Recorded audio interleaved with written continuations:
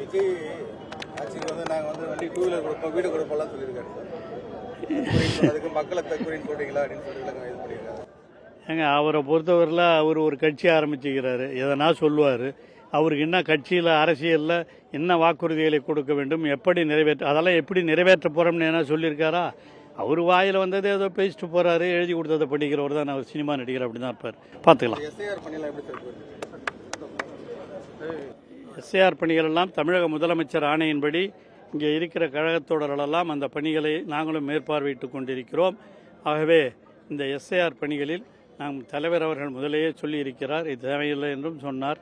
ஆனால் இவர்கள் நடத்துவதிலே நாமும் பங்கேற்று சிறப்பாக செயல்பட வேண்டும் என்றுதான் நாங்களும் நடத்தி கொண்டிருக்கிறோம். சிறப்பாக செயல்படும் அனைத்து கட்சிக்காரர்களும் அங்கே சென்று அதை வடிவத்தை அவர்கள் நிரப்பி அங்கே வாக்காளர் சேர்ப்பதில் செய்யலாம் என்றும் முதலமைச்சர் சொல்லியிருக்கிறார். அந்த அடிப்படையில் இந்த பணிகள் சிறப்பாக செயல்படும்.